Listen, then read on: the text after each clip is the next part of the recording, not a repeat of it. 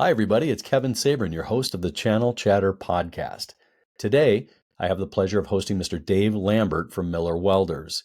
Miller is an iconic American brand with a rich history in the welding and metal fabrication industry. Dave's journey with Miller spans back to 1997, and his experiences with the company reveal some fascinating insights into what makes this brand such a cornerstone in the field. From starting his career in finance to diving into operational and sales leadership roles, Dave's passion for the Miller brand and its commitment to empowering their people truly shines through. We'll dig into topics like the evolving welding market, how Miller approaches channel partnerships, and the unique challenges and opportunities in today's manufacturing environment. So get ready for a conversation packed with the experience, expertise, insights, and let's dive in. Dave Lambert, welcome to the Channel Chatter podcast. How are you? Hey, Kevin, I'm good. How you doing today? Excellent, excellent. I've been looking forward to this conversation for a while. You and I got a chance to talk first, a month or two ago? I got to know you a little bit and reached out and said, I'd love to hear from you and about this brand. Miller is one of those iconic brands that's sort of always been on the periphery for me. Even if I haven't used the product, it's always been around the space I was in. And that usually things like that have me compelled to learn more about the brand, about the people. So maybe, Dave, if we can, let's start with you a little bit. You're a long timer with the company. Tell us about your Miller journey. Yeah, Kevin, I am a long timer now, which is interesting to arrive at this position in our career. But started in the organization in 1997, and actually my first taste of the welding industry started right out of college as an auditor. One of my first clients was a welding distributor. And I spent every December 31st for a few years counting cylinders, gas cylinders, verifying physical inventory of a welding distributor. Had no idea where that would take me, but some years later, joined this organization in a financial capacity and spent less than a year, doing the accounting work inside of this organization, and then really just became fascinated by all things related to this manufacturing organization. Had a chance to do some roles in the operational side, managing materials production, ran some of the businesses. And for me, Kevin, as I ascended into sales, marketing, and sales leadership roles, the closer I've got to our channel partners, the closer I've got to the customer, really the more passion I've had for our brand and our brands, and certainly for this business. I love it. What a great story. 97. That's awesome. 97. A few You don't hair see that a lot follicles these ago. days. You see it in your part of the world more, where you guys are from. I kind of grew up in the Great Lakes area and that the kind of the Rust Belt and all the manufacturers. And there is an ethic amongst a lot of the manufacturing folks there that tends to hold people longer, it seems like. At least that's my take on it. I love that. For us, I think it's a combination of, we live in an area, upper Midwest, tremendous work ethic here. So our people are committed and passionate. And then I think what keeps people in this organization as well is just the culture of the company. We're 30 years now with Illinois Toolworks, so came from a family held organization, now part of a much larger kind of industrial conglomerate, but an organization that still values personal contribution, humble leadership throughout. And I think as we push kind of decision making down to the lowest levels in the organization, that people get attached to it, right? They feel some ownership in what we're doing, and that makes people want to stick around, see the result of their decisions. My last couple of guests have talked a lot about values and the importance of values, and I love how you're also incorporating empowerment. So you couple a really clear value statement from the org that everybody can buy into. You couple that with empowerment, right? Like you said, even down to the lowest levels. I can see where that makes for a really sticky environment. Like that seems to be some of the top things I want to work for people that I like, and I want to have a say in what we do and be able to carry myself and be empowered. I can see why there's not as much attrition.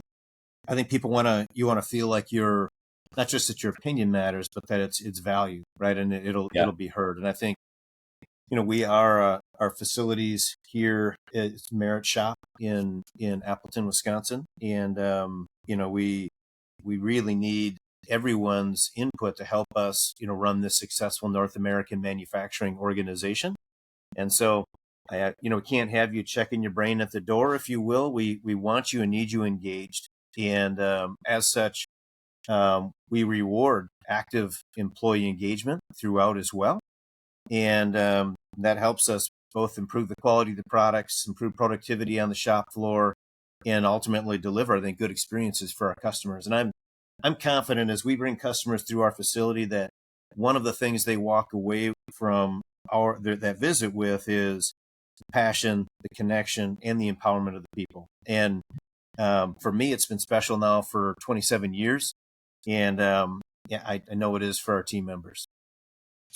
Well, I'd love to hear a little bit about the industry at large at the moment. So I also want to understand more about the company and how the companies go to market. But how are things in can I call it the welding space, welding Sure. equipment space? Yeah, welding, metal fabrication, if you will. Metal fab? Yeah. I think there's no doubt that we have and we've always lived in a cyclical world, and we are at a point in the cycle, Kevin. If you look back just a few years coming off of the pandemic, we had pandemic level highs in terms of recovery and in demand. Right, there's a lot of us.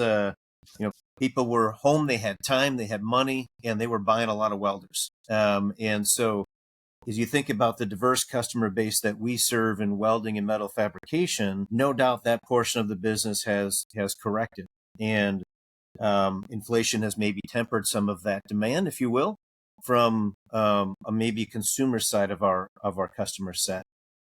On the industrial side of the business, there's still good activity in the marketplace, and there's some caution, if you will, relative to capital spend, interest rates. We're in an election cycle. All of those things kind of weigh on folks. But the good news, and I look at that, and the future is really bright in our space, and that pipeline is strong. There are lots of opportunities for innovation, and that innovation in our space often gets fueled by just a general lack of skilled labor that's available to do all the jobs that need to be done. And so it gives us as a manufacturer a great opportunity to bring value.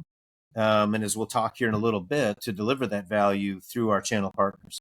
So we're in a good space, and yet we're all kind of ready for the election to be behind us and start getting back to work in a real way. Absolutely. I might have mentioned this before, but while we're out here living in Las Vegas, large part because my two youngest kids are exploring a Cirque career, Cirque du Soleil being so prolific out here. That's basically what brought us here. But my 18-year-old works at a fab shop that sets stages and rigging and such for a lot of Cirque performances.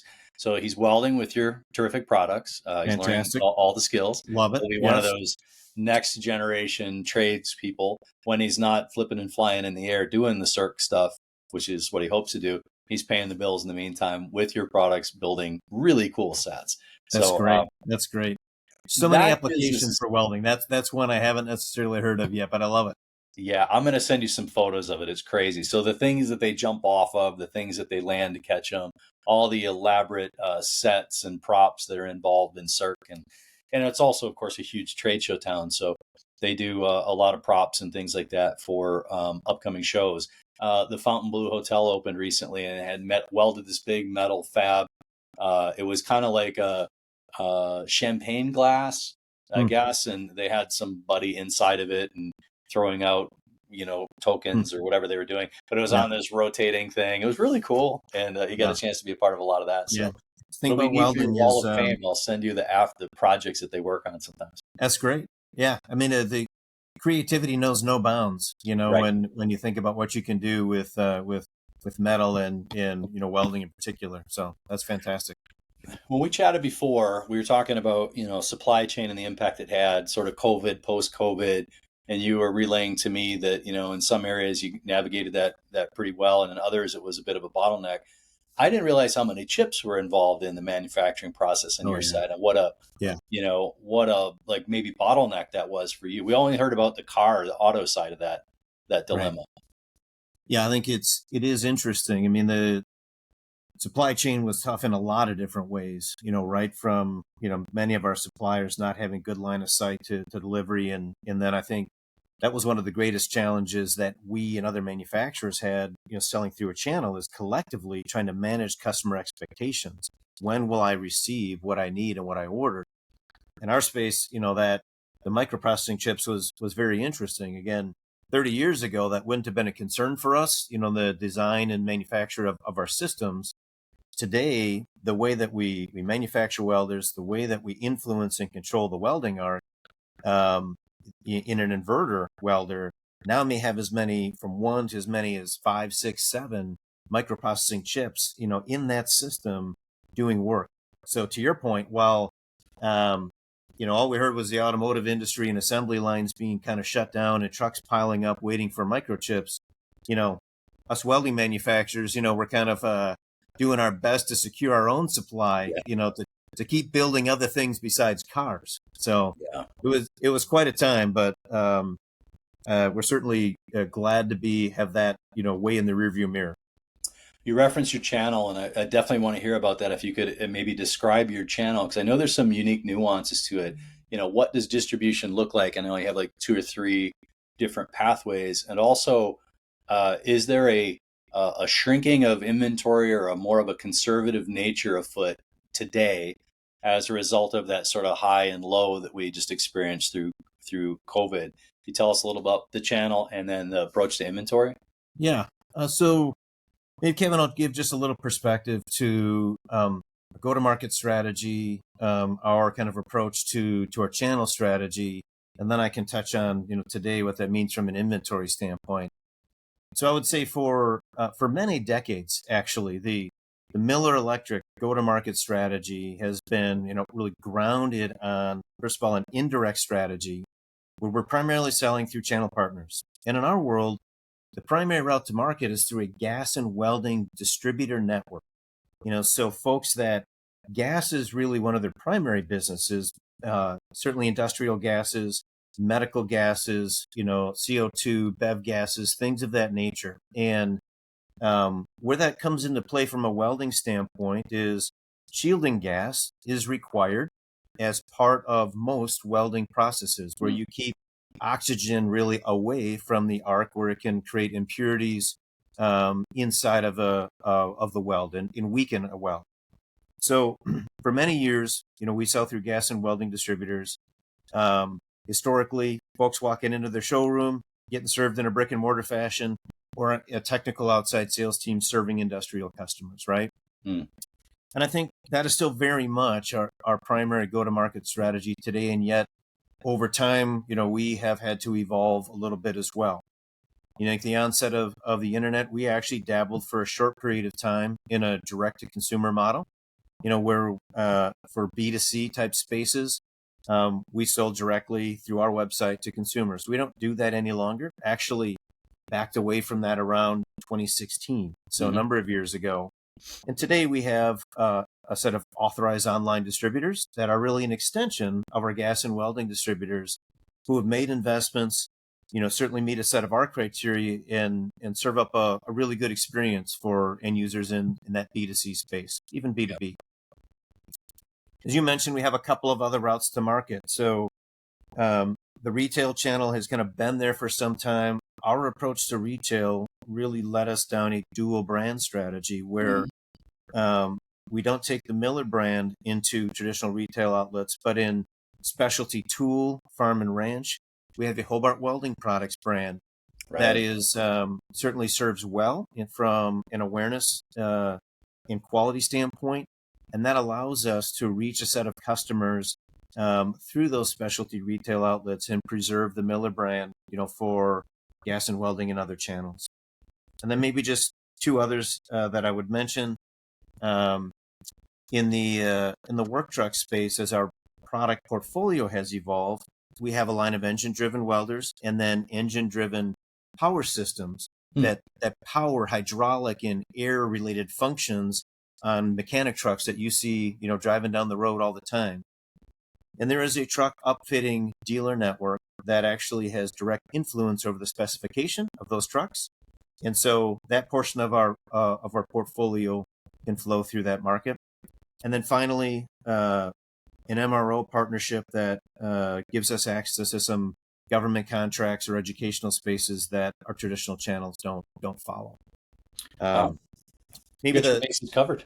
Yeah, I think we got our bases covered, and I'll speak to that maybe a little later in terms of the right balance there. But maybe the last piece I'd mention, which is an interesting space for like a lot of brands and manufacturers, is the Amazon space in the e-com world. And in that regard, as we look at evolution of what's happened over the last 20 years, you'll see the Miller brand on Amazon, but we don't sell directly to Amazon, not in a 1P, not in a 3P capacity. But our channel partners, will bring us there. And so we have felt it important to get control of our brand in that space and manage the representation. So you'll see a Miller store on Amazon that really just allows us to manage how the brand shows up, content, images, those types of things, so that as our partners bring us there, the brand integrity remains intact. I think that's brilliant. I love that. I've been involved in a lot of different like e-dealer programs through the years that, if you're going to represent us, these are the conditions under which we would expect to be represented. Correct. To sort of allow that to happen. Correct. And then, there's some organizations have like APRs and territories and things that have to be presented, and MSRP expectations and things of that nature. I'm guessing that your criteria basically encompasses all of those variables. It does. We have a minimum advertised price, policy in place to help support price transparency, related concerns that flows across multiple channels, those types of things. And then there's expectations if you're going to be called out as an authorized online dealer, or going to show up in that storefront. So, the other question you asked, Kevin, on the inventory side of things, and maybe touch on that briefly. Yeah, I think for a long time had our own kind of logistics network that helps us support our channel partners for the right amount of inventory, and we've got target inventory in place to be able to quickly replenish their stock. Certainly, coming out of the pandemic, in particular in the specialty retail side, working capital and inventory, became a challenge as demand, shut off for some of those folks, and they had, many other tools coming in. So there's been a correction, there. I think broadly throughout the channel, I'd say inventory correction work is behind us, and we're back to kind of business as usual, which is, I think, a good thing for all organizations. Yeah, that's great. I'm feeling like I'd say a paraphrase that I've heard from a multitude of different people, but there's a general conservative approach, a tightening, if you will, of inventory in the channel. It's not just, I don't want to pay floor plan costs or anything like that. It's let's right size your inventory. We need enough that it's there when the retail glut shows up, and it's going to draw that inventory down. We don't want to miss those opportune retails, but also we're not here to stuff the barn so much. I'm guessing in your world, it's not as much of a wallet grab. Like in some environments, a dealer may sell 3 or 4 or 5 of a certain different brands of a thing, and the competitors, if you will, seem to be making a play for wallet share or floor plan share, so that they kind of tie up that dealer. Is yours more of you're either a us or a them kind of a shop, or do you find yourself commingled in the independent dealers? We are very much commingled. Okay. In the independent dealers. I think as a primary brand in the welding space, we garner our fair share, as it's a brand that is, in demand, right? Yes. So, and I think in my primary concern is often through our own marketing efforts to ensure that we're not just creating awareness for the brand. Awareness is not so much the issue for the Miller brand, but it's ensuring that we are firmly in the consideration set, and that they're actually coming into the showroom asking for a Miller product, asking for a Miller-Matic, right? And, to that extent, our dealers need to have a reasonable representation of our product on their floor, because the customers are going to come asking for it. We do sit in a space where most of our dealers are representing multiple brands on their showroom floor. So again, we need to do our work to stand out, for them and with them. Is your environment a heavily programmed environment? A healthy percentage of your like B2B sales to a contractor, is that discounted with, financing rates, or Like, and no, as promotion isn't so much a thing in that space. Yeah, it's not. When you think about, the dealer network and the like, there can be spot promotions, Hmm. right? Certainly, but I would say it's not a heavily programmed environment where Hmm. that is what you'd expect on an ongoing basis. There's a portion of the welding, I would say, customer set, and as such, a portion of our product set that will have more regular promotional activity that may serve a few purposes. In some cases, it's awareness. In other cases, it is demand creation. And in other cases, it is inventory management as we are working, through our own inventory or through channel inventory to help kind of navigate product transitions and things of that Right. nature. So that's probably, Kevin, where we see more regular promotional activity for those reasons, not so much, grabs at share a wallet, if you will, or Yeah. floor space. That makes sense. That answer is so different across so many different verticals. I It have really is. some, whether it's lawnmowers or skid steers or whatever, they might be 60 to 85% programmed units. If it's a commercial sale, they get really heavily programmed environment. You're selling a payment oftentimes. It's Yeah. like I need to get the payment under $300 a month for this guy to buy this unit of some sort. Or 5.9% financing, but I had to buy the rate down with a few bucks on the back end.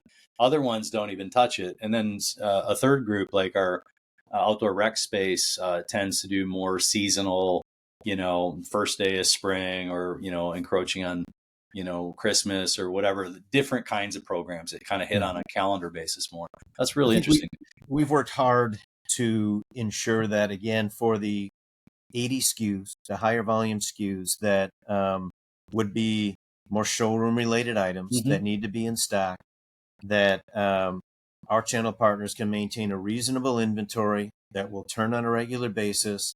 And we've got stock at our regional warehouses to be able to supply that. So that the cash flow side that may sometimes be influencing the promotional incentives in the background that's required isn't so much of an issue because we can turn that. What would you like, I mean, to whatever extent you could share this information? I'm curious about the B2B versus the B2C play.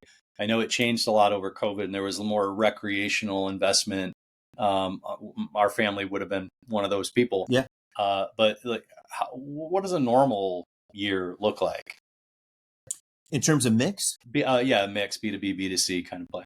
I think, I mean, by and large, we are still, and the welding space is still 90% B2B, I would think. right? There's millions of, in terms of customer account, there's millions of small users, personal users, if you will, but they're buying one welder and they're using it a little bit during the year. And we love those folks. They're very passionate about what they do. The Miller brand is an aspirational brand and they're very proud of the work that they're doing and they love to share what they're doing. So we've got a tremendous following there. But I think if you think in terms of the totality of the business, it is still largely, whether it's small shops, small fabrication shops, to some of the largest, welding shops on the planet, or shipyards, or, rail, manufacturers, things of that nature. That's, still the driver, for the business, Kevin. It's where innovation is born and then kind of bleeds down, through the portfolio and ultimately will benefit all users over time.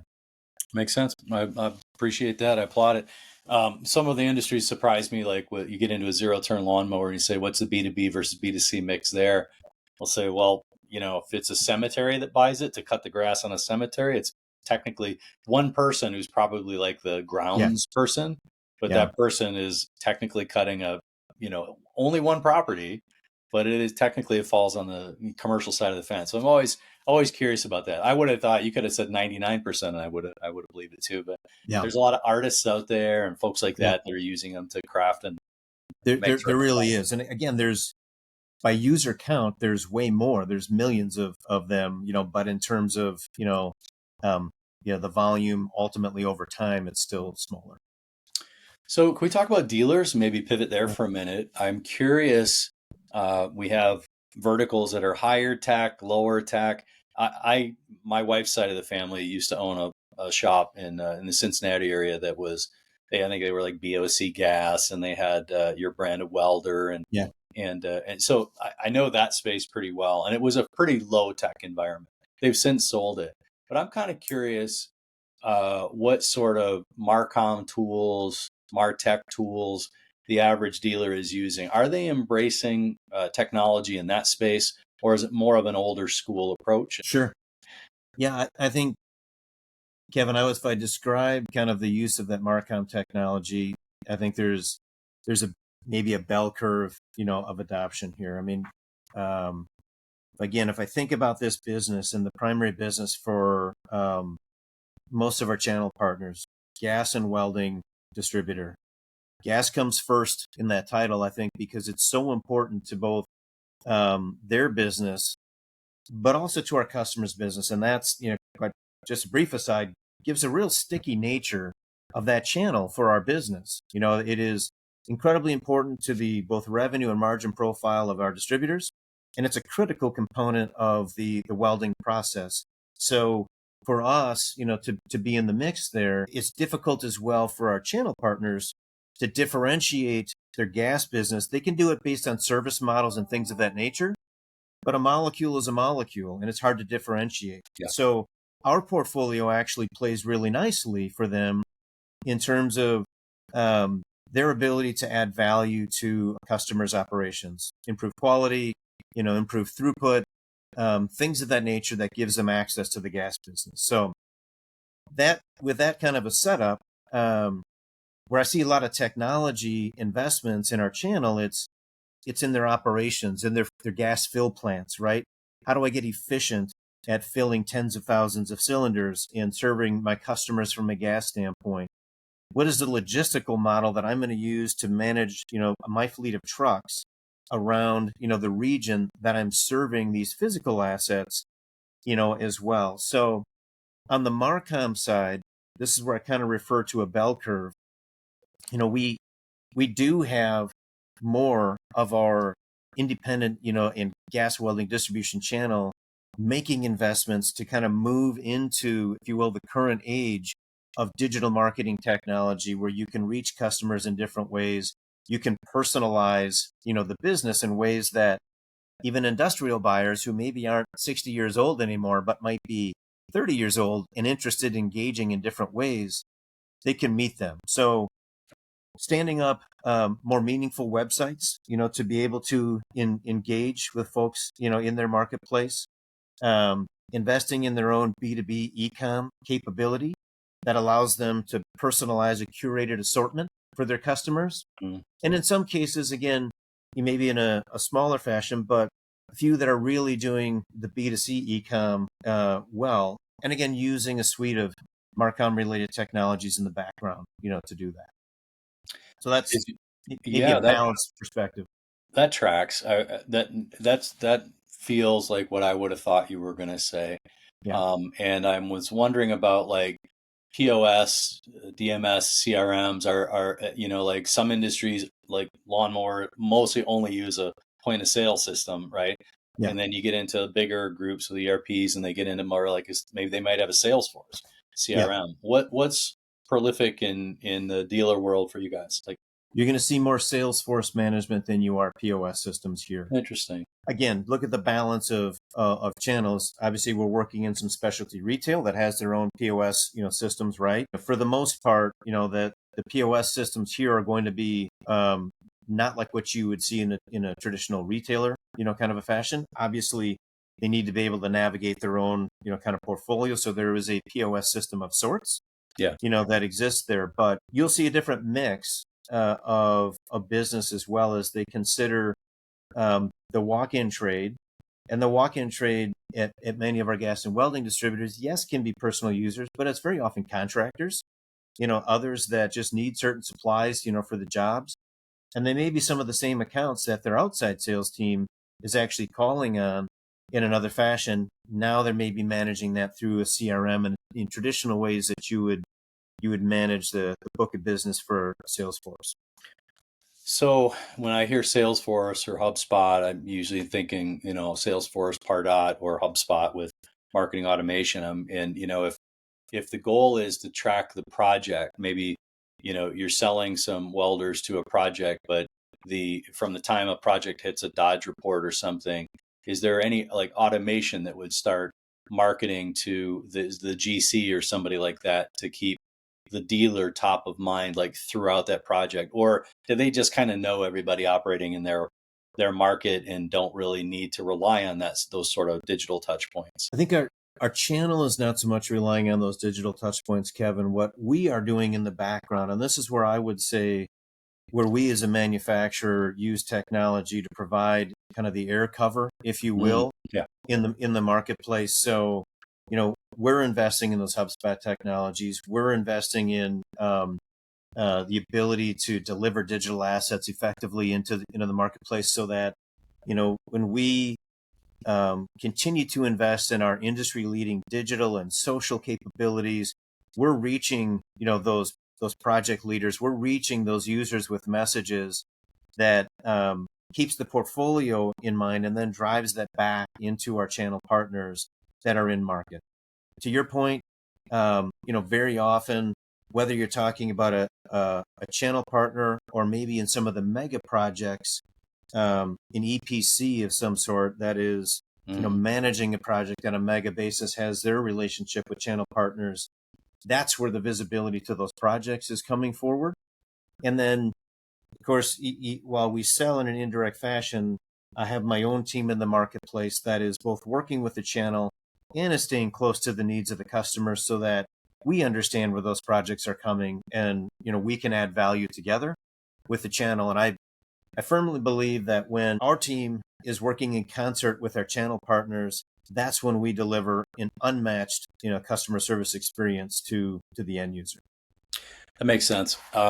Two of the larger things that my firm has been involved in of late is probably has to do with like activating people while they're on a website, like making a deeper connection or a richer lead. And one thing that always strikes me about your product type is maybe it's the layman asking a rookie question here, but there's the box. And I don't know necessarily like what's in the box per se. Yeah.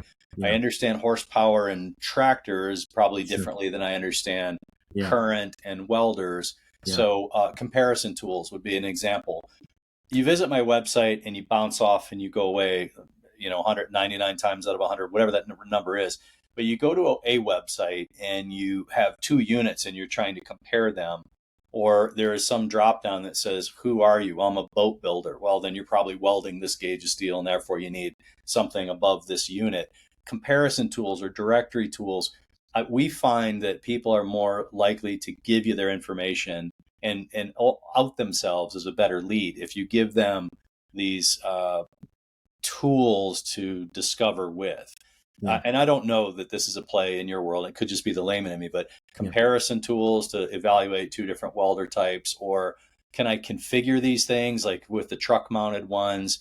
Does one universally fit on a truck? Do you see like merit in that kind of thing, or do you not need that level of CTA in your customer journey?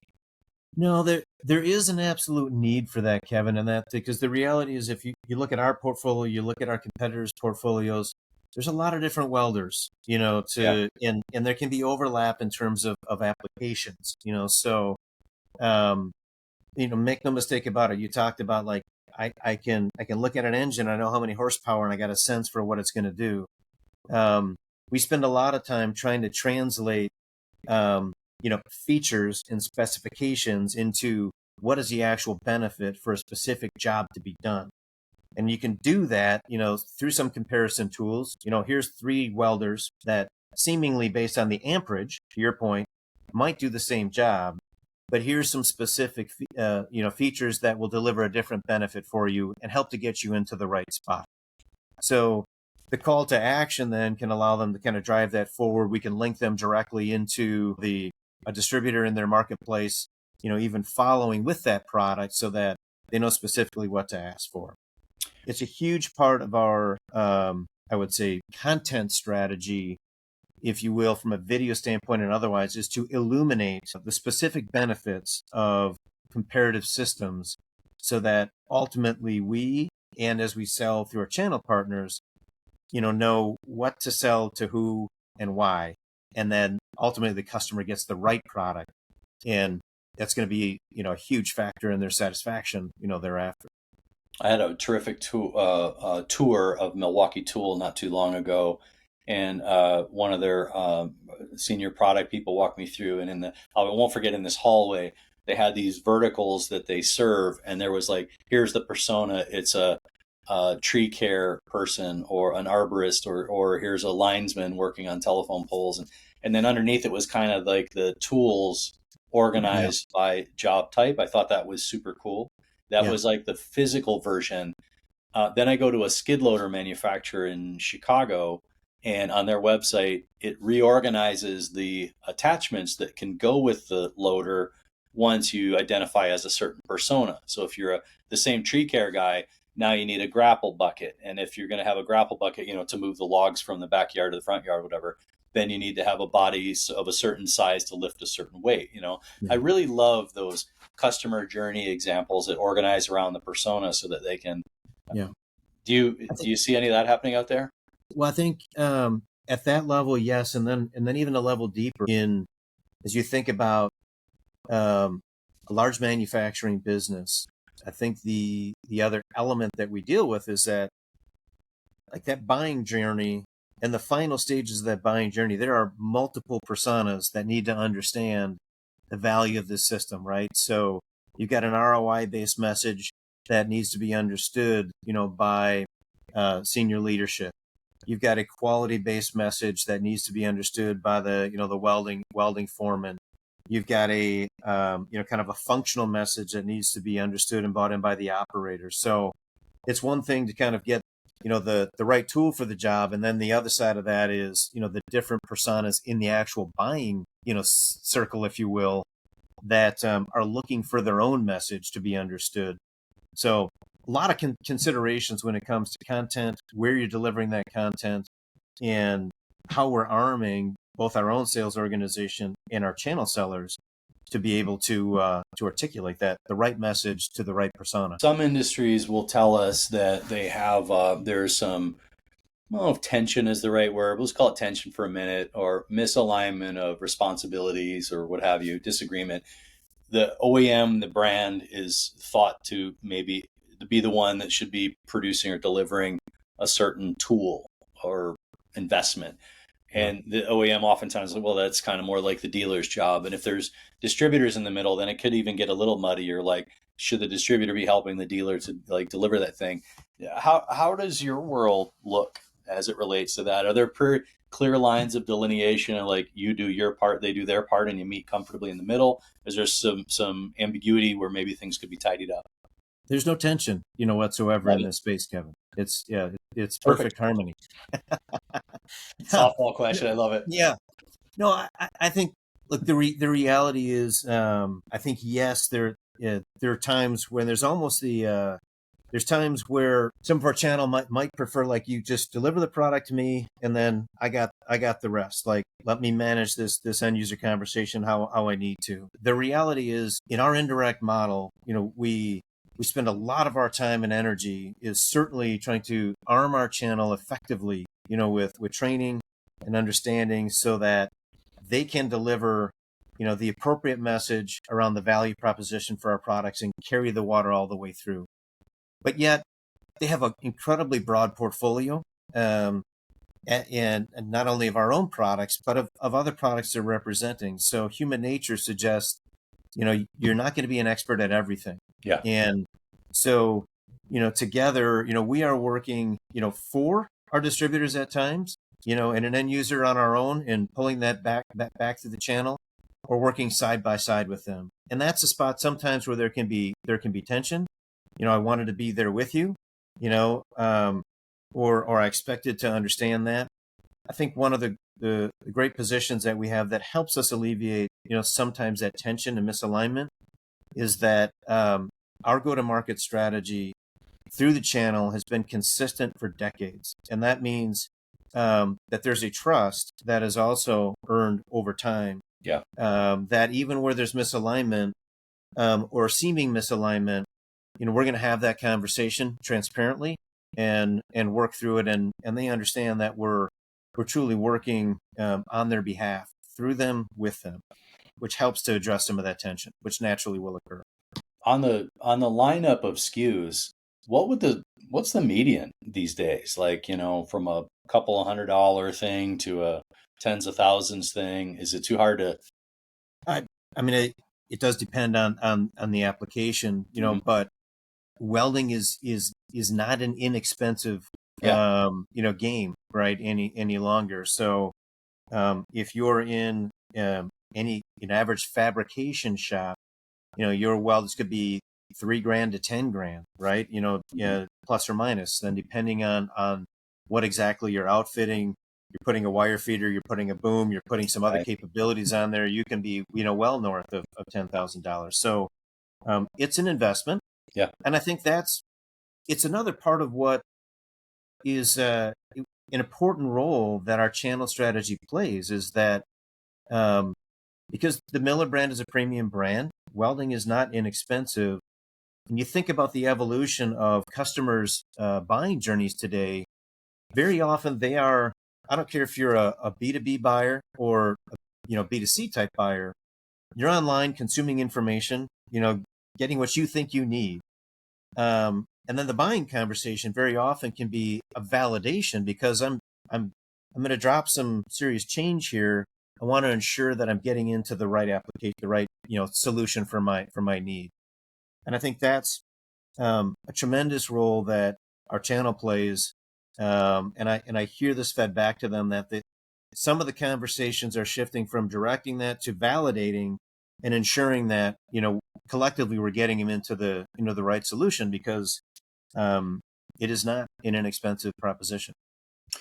I have some familiarity with like design, commercial design criteria for certain types of machines, whether it's a skid steer, a zero turn lawnmower, and ZTRs, for example, they tend to run around, as my understanding, and maybe it's still the case, 2,000 to 2,500 use hours would be like sort of a commercial unit, and maybe less than 1,000 or less might be like a consumer unit, and so on and so forth. And bracketing this very simply in simple terms.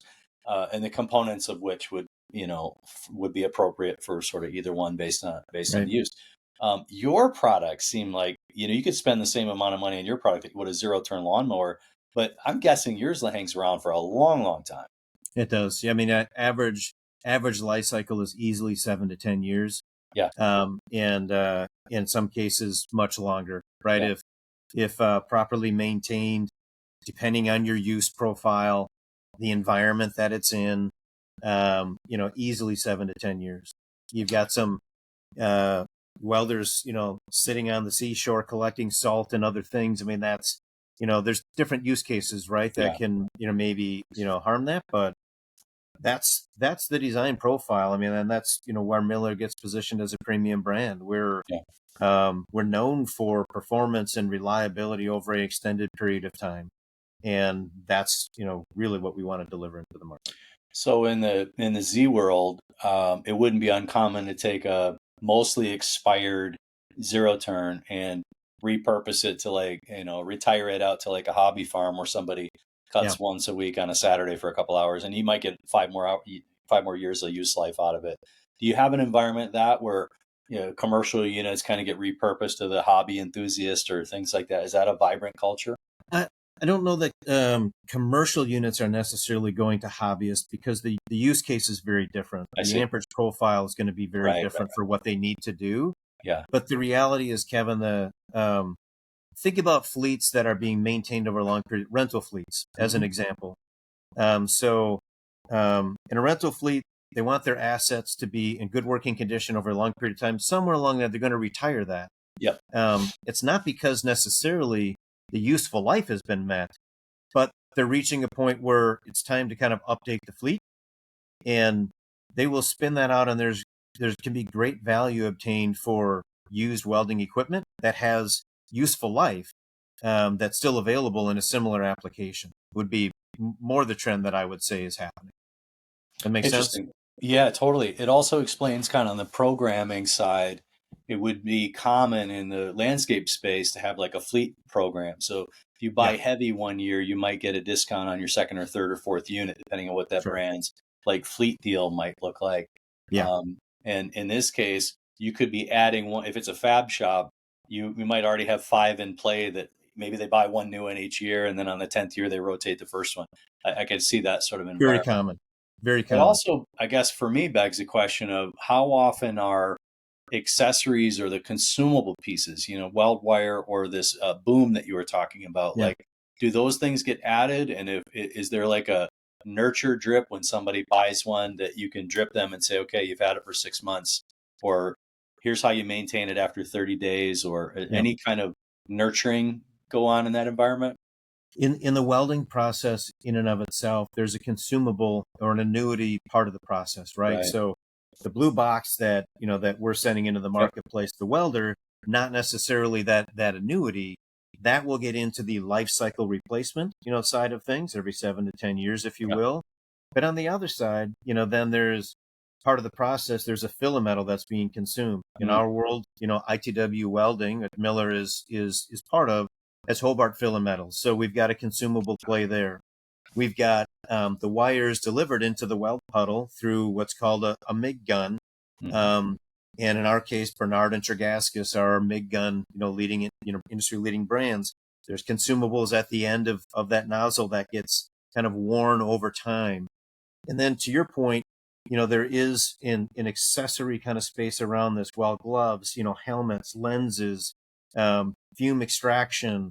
There's a kind of an ecosystem that sits around the actual welding arc and welding machine that provides for some recurring revenue opportunity. Now, think about that again in the channel context. They sell the welding machine and they get attached to the annuity side of that business that we talked about there. And they also, because they've added value into that operation, perhaps are selling, the shielding gas that's part of that welding operation at the same time. So one welding arc inside of a manufacturer that might have 50 welding arcs, creates a capital purchase opportunity on the equipment, and then an annuity base, on an ongoing basis to serve the fabrication. You'll see this again, and I hate to keep leaning on the mowing space. I just happen to know it really well, but you see almost like get the unit out there at all costs, not give it away. I mean, make your margin, but margin significantly lower on the whole good, getting it in the hands of the contractor. The blades, the service, you could have a 50-point margin or something on service, or 40 on points or something like that, or 40 points on parts, and like real chunks of revenue and margin sort of trailing the sale. So the lifetime value of that client is really made up in those trailing dollars and consumable and stuff. And it sounds like there's a wonderful story there too, where it's really a holistic value, customer value there. It really plays very much the same way, I think, for our channel partners when you pull all of that margin stack together and where the margin is coming from. I think gas business in our channel, it serves industrial gases. They sort of mentioned earlier, medical gases, CO2 BEV gases, and some specialty gases.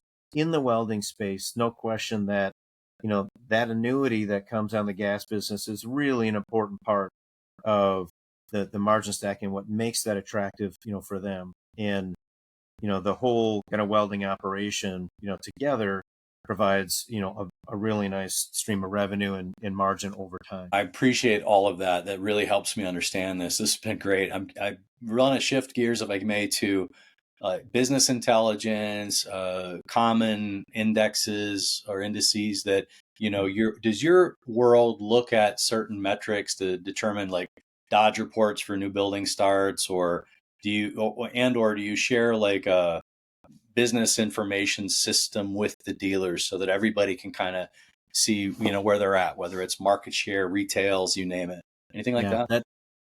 It doesn't exist really in this space, Kevin. I think what's interesting is we do share, we share some data. In particular, some of our programs require some data sharing to help us understand, our position in their business and really fuel meaningful strategic dialogue that can drive action between our organizations, on an ongoing basis. But there are not those markers in the industry that share broadly what's happening across the space, what is the share position across the space. I think we'll all look at maybe our own indicators in terms of how it correlates to our business. I've always thought, one of the benefits we have, given the diverse customer set that I described here, from millions of small users to tens of thousands of very large users, that regardless of where we are in the business cycle, this is a good business to invest in. And I think, a lot of what drives our investment then is thinking around, again, the evolving customer, kind of needs, and how we serve them up drives our investment in digital, social, and other kind of Marcom strategies. And then on the flip side of that is, within our own organization, our customer back innovation, part of our business model keeps us really close to customers, so that we're investing around trends in the marketplace, metal fabrication trends, challenges that we innovate around that ultimately help us deliver value through the channel. So there aren't that high level markers that the industry is able to use in this space. That makes sense. We do a lot of work with POS systems in some verticals. So a POS, or a CRM, as it were, if it's a POS, it's capturing the sale at the register. So if we happen to know who that client was, we can close the loop, say, oh, this person just bought, or they bought again and again and again. They bought a third time this year. Now they qualify for fleet, or depending on what vertical it is, whether that kind of thing is important. So we try to tie off the back end. And some industries will give us like wholesale shipment reports. If 10 brands participate anonymously and they each shipped 1,000 units out to their dealer channel, then we know what the wholesale shipments are. And then we also kind of know, based on which brand said they had 100 or 1,000, we know kind of what their market share is, right? So some industries do that. It sounds like yours isn't. And I was kind of curious about that. In the trilogy, there's lead generation. Did I generate more or less than last year? Did we retail more or less than last year? And did we ship into the channel roughly the same percentage, more or less? So they're tracking share, as well as, am I doing my part on the lead gen side at the top of the funnel? Am I closing out at the back of the funnel at the cash register? And am I shipping my share? That seems to be the three most significant data points for a lot of the verticals we serve. I have a different kind of question for you. So you answered that, and I appreciate that. I have a different question for you, and it has to do with something just popped up. I was thinking about the lawnmower space on golf courses specifically. I spent some time with Toro years back, and we used to keep track of the club, the golf club, whether it was Toro, John Deere, and Jacobson. You had red, green, and orange. It was either a red course or a green course, or an orange course. And sometimes they'd be blended. They'd have Toro for the grounds mowers, and John Deere for the green, whatever. Do you guys track? I'm sure you have sort of similar vernacular in your world, but would you look at a Peter Kiewit? Would you look at a Kiewit company and say that's a blue shop, or somebody like that? And do you kind of keep track of those, like, sort of national account high flyers, by whether they patronize your brand versus a different one, or what does that look like? Yeah, I mean, absolutely, Kevin. I mean, that's kind of CRM. I would say, management 101 for us, right? And the reality is, I mean, we do live in a world that can be a little Ford Chevy. You like that way with some of our primary competitors, and we're also in a space where the components that I described earlier that go into the welding operation, the equipment, the filler metal, the MIG gun, the fume extraction system, those can all almost be, you could have a rainbow of colors in one welding system for different brands representing each of those. So as we look at an account, we'll understand, the addressable potential and portfolio based on each of the components of the welding system. What brand, what do we have? What do our competitors have? And what's addressable business for us to go after, right? So from that standpoint, again, if I bring it back to, to the channel, kind of strategy that we're talking about here, it is on, us as a manufacturer very often to ensure that if we're asking our channel partner, to support a move from a competitive brand to our brand in one of their customers, it's on us to demonstrate the value of our solution, if you will, to that end user. and this is why it makes sense for them, to make that change. So that's very much, real in our space, and kind of part of not just sales 101, but also how we have to integrate, and work with and through our channel partners as we seek to gain some share movement in some of those accounts that might be a different color. Right. That makes sense. Curious where you heading from here. Tell me a little, if to the extent you can, about the vision, adjustments to channel, investments in a particular technology, anything that would help us understand Miller's future. Well, I might, start by maybe just kind of punctuating a point, Kevin, that I think, as I described our channel strategy early on, and the consistency that we've had there, from my standpoint, I feel like we've got a good balance, right, and perspective in terms of the channels that we're in, and the role that they play in serving, the customer base here in North America. So, in terms of where we're going, I would look at the breadth of our coverage and say, I don't look at new channels as an opportunity that would necessarily drive incremental revenue, as much as maybe just move, dollars from one pocket to another. So, our focus is very much on really maximizing the potential through our existing channel network. And to that end, that comes in a couple of different ways. I mean, one, I think very much a recognition as we went through the pandemic and went through some of the challenges of delivering good customer experiences. We are doubling down on technology that can help us to enable good customer experiences through our channel. That means in the way of both content delivery into the channel, where they've got digital footprints, to receive that content, so that can be efficient, effective for them, help them stay current, and then other ways to help manage customer expectations, transportation management system type work that can address one of the greatest challenges we had in the pandemic, which was, how do I manage customer expectations in terms of visibility to where product remains. I think the other part of kind of doubling down is continued in our sales and marketing strategy, to drive preference and then pull that back through the channel by leveraging our industry-leading digital and social footprint. And I think we've got, I mentioned, a passionate following for the Miller brand, and it gives us an opportunity to reach them with messages and to find them wherever they are in that buying journey, so that we not only remain in the consideration set, but again, they're walking into our distributor locations asking for the Miller brand. So that's a key focus for us as we go forward, continuing to drive revenue there.